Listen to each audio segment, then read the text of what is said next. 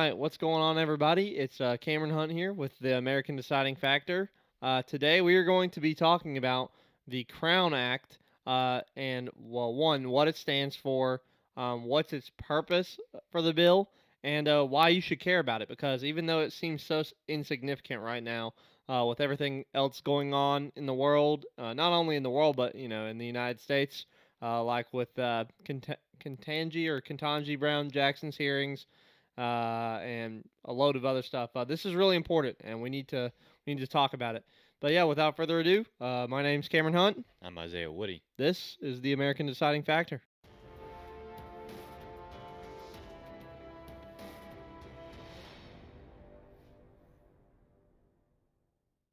All right, everybody, let's get into this. We are going to be talking about the Crown Act and why you should care about it, because it is actually very important, and it is And currently already passed the House. So let's get into this. So, what is the Crown Act? Because it stands for something. It's not just it's not an actual crown. So the Crown Act stands for Creating a Respectful and Open World for Natural Hair Act of 2022. is an Um, acronym. yeah. And like, that sounds pretty nice, right? Like, oh, it's just for creating a respectful and open world for natural hair, right?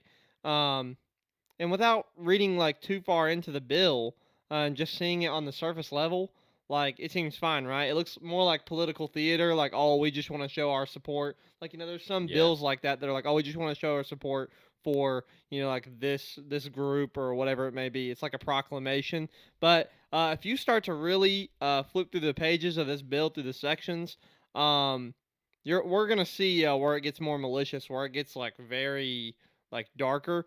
But so first, let's read a little bit about the bill and like what it stands for, right? So and you can read this on Congress the Yeah, Congress's Congress.gov. website. That's where we got this information from. Um, so it says with point one, throughout United States history, society has used in conjunction with skin color, hair texture, and hairstyle to classify individuals on the basis of race, which I don't even know if I would agree with that, like, Yeah. at all, because It's a very anecdotal thing right, like, in my opinion. I yes, don't think that's a widespread. I have never heard of that up until literally this act.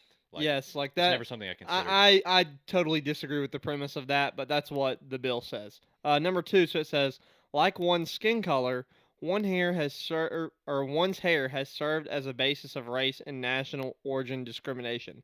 Once again, don't agree with that at all, but that's what it says. It's basically a rewording of the first point. Right. So number three, racial and national origin discrimination can and do occur because of long-standing racial and origin biases and stereotypes associated with hair texture and style.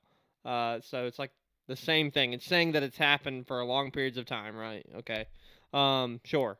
So number four, for example, it says routinely people of African descent. Of course they have to make it about African Americans, about black people, because that's what this is for, right? Like it's all about getting into it's all about what am I trying to say? Pandering, to a certain um, style of people that they want to have their vote, especially the Democrats. People of African descent are deprived of educational and employment opportunities because they are adorned with natural or protective hairstyles in which hair is tightly coiled or tightly curled, or wore in locks, cornrows, twists, braids, I don't even know I how to think it's say that, Bantu knots. or afros, and the list goes on, right? And the last one, number five, says racial and national origin discrimination is reflected in school and workplace policies and practices that bar natural or protective hairstyles commonly worn by people of African descent, right? So I just want to say before we go any further, like, you can tell that this is totally based, like I said, on like one race of people. They don't care about, I would say, anyone else in this bill except the African descent, or like, Hmm. while or they would talk about them, Yeah, right? this is And a very I, specific African, and from my experience from reading through this, from what I can regather and remember, African is the only like yeah, like, descent that is talked about. Like it's the yes, only national origin, or like African American is like the only race or heritage or ethnicity that is talked about oh, in absolutely. this entire bill. There's no other Yeah, yeah. representation, I guess. They're just trying to pander to the black community for discrimination that doesn't exist. But anyway, so uh, like I said, without reading too far into it, you're like, oh, creating a respectful and open world for natural hair act. Like, oh, that sounds pretty cool.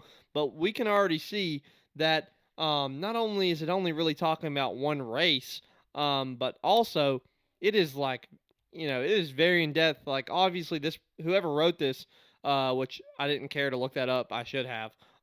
They obviously think that people go out of their way to discriminate against black people The because of their hairstyle. the sponsor is Representative Bonnie Watson Coleman Okay, from yeah, Democrat from New Jersey's 12th district. I see. Okay, well, so now with that being read, you've already heard about all of the crazy stuff that they put in this bill to start with, that we just read to you. But let's talk about Section 6. And this is where it gets really into the weeds um, because it talks about employment or about an employer's right. So it says this is Section 6, A, if you want to look at the bill online. It says prohibition. It shall be unlawful employment practice for an employer, employment agency, labor organization, or joint labor management committee controlling apprenticeship, other training, or retraining um, to fail or refuse to hire or to discharge any individual or otherwise to discriminate against an individual based on the individual's hair texture or hairstyle if that hair texture or that hairstyle is commonly associated with a particular race or national origin. Um, and so what that is basically saying for people that don't want to think about that word throw up that I just hit you with, basically what that means is that as an employer, as a business owner, or whatever you are not allowed to tell someone that they cannot be hired because you don't like their hair. And this also includes, which I didn't see it in here, but I read it online, so I'm assuming it's true because it was from like USA Today. So, like, and they're obviously in favor of this bill, so why would it not be true? It includes shaving as well. Hmm. Like, Yeah, I can understand that. How yeah, it would. but and how Yeah. that would like tie into hair, which like it makes Hmm. sense, but I just wanted to put it out there. Hmm. Um, this basically means that as an employer, you cannot you cannot refuse to hire someone because of their hair, regardless of if you like it or not, right? Or maybe it's going to be like in the way or annoying or whatever it is, right? Like you don't have to give a reason, like you just don't like their hair, so Yeah. maybe that's why you decide not to hire them, right? It says that that will be unlawful and that this act will be enforced by the Civil Rights Act. So they are saying the government, the federal government, this bill they're trying to pass is saying that if you decide that you don't like someone's hairstyle or whatever, so you're not going to hire them, you are violating the Civil Rights Act of 1964. And it's a violation like the same kind, um, or it's treated as if it was a violation of like the same sections of the Civil Rights Act, which like that's a big deal. And this also includes things like public housing and public accommodations. Like it's Yeah. not just But employment, let's but really quickly. that's crazy. That's the jurisdiction of the Civil Rights Act for not liking someone's hair. For just really quickly, the other sections that this it's like an anti-discrimination against different sections, and those other sections where you're not allowed to discriminate based on hair would be federally assisted programs. Okay, fair enough.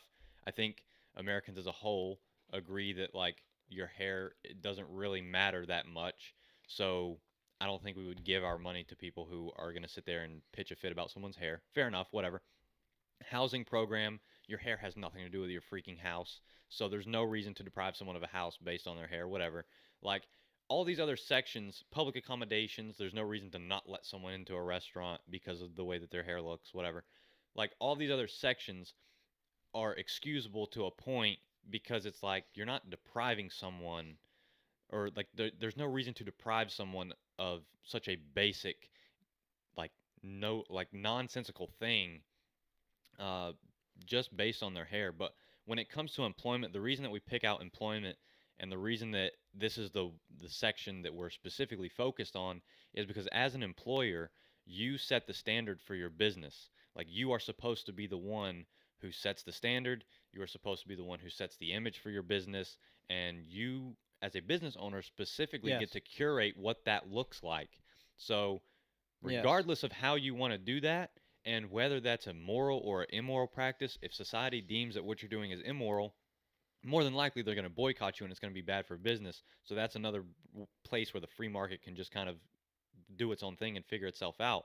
But however, if you decide that you want to keep up a certain standard, for example, with hair, like we're talking about here, let's say you have to hire someone at a restaurant and they have an out of control afro that is like down to, like Cameron was saying earlier, I think it was off screen, like to their mid arm, to the point where it was like extremely huge.